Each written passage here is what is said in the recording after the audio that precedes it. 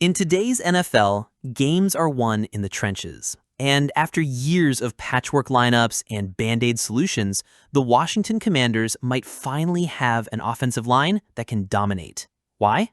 Two words: Adam Peters. Smash that like button and subscribe to Commanders HQ, your go-to destination for daily news, rumors, and in-depth breakdowns on the Washington Commanders. Let's dive into why fans should be thrilled about the trench rebuild taking shape in DC. It wasn't long ago that the Commanders were trying to protect their quarterback with a line stitched together with late-round picks, aging veterans, and players cut from other rosters. Outside of right guard Sam Cosmi, the line lacked consistency, strength, and star power. Cosmi was the only high-round pick from the previous regime to actually deliver on expectations. Meanwhile, dependable options like Charles Leno Jr. provided short-term relief, but there was no long-term plan. Fast forward to 2025, and it's clear Adam Peters had seen enough. Adam Peters wasted no time reshaping this unit. Last year, he brought in young veterans Tyler Biadasz and Nick Allegretti to stabilize the center and left guard positions. He drafted Brandon Coleman, who eventually carved out a role and gave the group a much-needed boost. But this offseason, Peters took it to another level. Traded for five-time Pro Bowler Laremy Tunsil to anchor left tackle. Used a first-round pick on Josh Conerly Jr., the most athletic offensive tackle in the 2025 class. Added interior depth with Nate Herbig and swing tackle options like Foster Sarell. Even with the possible year-long absence of Sam Cosmi due to injury, this unit might be better than it was a year ago. Only two spots are locked in heading into camp. LT, Laremy Tunsil, the blindside protector and leader of the unit. C, Tyler Biadasz, steady, physical, and consistent. After that, things get interesting. RG, with Cosmi out, either Andrew Wiley or Nick Allegretti could slide into this spot. Both have Super Bowl experience and are dependable. RT, if Josh Conerly Jr. proves ready, he'll start here. If not, Wiley can hold it down until the rookie is fully up to speed. LG, Brandon Coleman could kick inside to replace Allegretti if the team wants more youth and mobility. The depth, also stronger. Herbig provides a stronger interior presence than what the team had in 2024. Trent Scott and Foster Sarell are battling for swing tackle duties. Tim McKay, an impressive UDFA from NC State, could factor in by 2026 after recovering from injury. The Commanders believe in Jayden Daniels, but they know success depends on protection. With this group, Daniels should have more time in the pocket and cleaner throwing windows. Peters saw what happened with QBs like Andrew Luck and Joe Burrow, young stars who got hit too often early, and made sure that wouldn't happen in DC. Tunsil and Biadasz are elite at their spots. Conerly has Pro Bowl upside. Coleman could be a future anchor. Even the backups Wiley, Allegretti, and Herbig are starting caliber players. This isn't just a stopgap line, it's a foundation. While Peters is the architect, Dan Quinn's fingerprints are on this rebuild too. He's been vocal about toughness, discipline, and attitude, especially in the trenches. Every player added to the offensive line room fits that mold. These guys are nasty, experienced, and aggressive. They finish blocks. They set the tone. Don't be surprised if this group becomes one of the most physical units in the league by midseason. While the offensive line overhaul steals headlines, there's another storyline brewing: Terry McLaurin's contract. McLaurin skipped OTAs and minicamp, and negotiations are dragging. But Dan Quinn hasn't let communication lapse. According to insider James Palmer, Quinn has remained in constant contact with his star receiver. McLaurin isn't chasing market resetting money. He just wants fair value. A deal in the $30 million per year range. With 5 straight 1,000-yard seasons and elite leadership, that seems more than reasonable. If the Commanders get this done before camp, it removes a major distraction and keeps McLaurin focused on building chemistry with Daniels. And if they don't, things could get bumpy fast.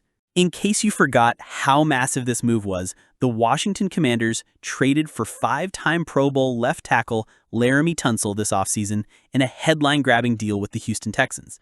Tunsil isn't just a name. He's a franchise-caliber pass protector and a tone setter up front.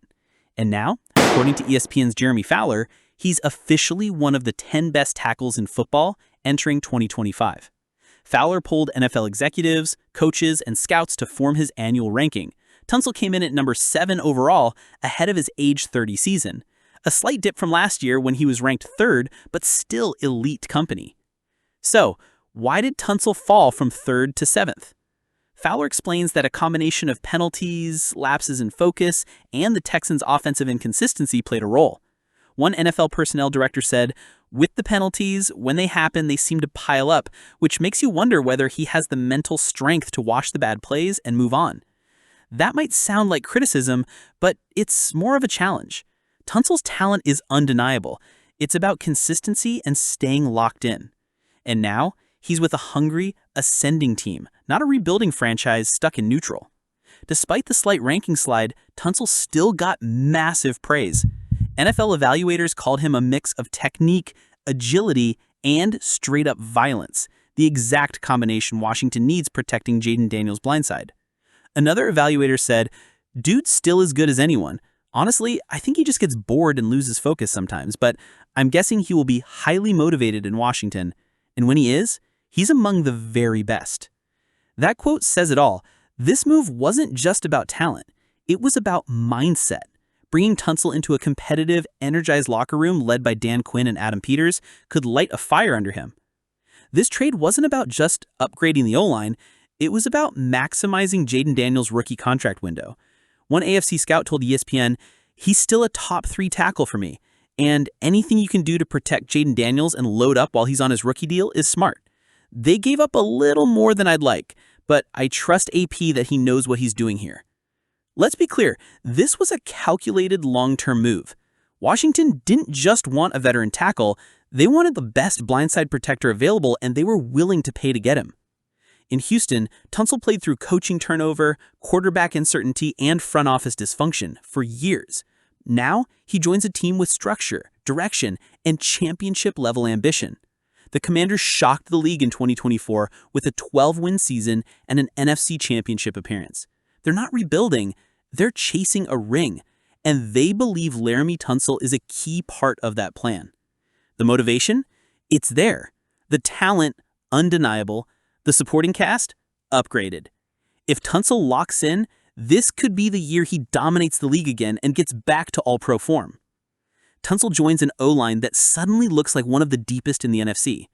LT, Laremy Tunsil. LG, Brandon Coleman or Nick Allegretti. C, Tyler Biadasz. RG, Andrew Wiley or possibly Nick Allegretti if Wiley moves outside. RT, Josh Connerly Jr., first-round pick with star potential. This isn't the patchwork line we've seen in Washington for the past 5 years. This is a unit built by a front office that values strength, versatility, and proven winners. Adam Peters is rebuilding the wall in Washington, and he's doing it the right way.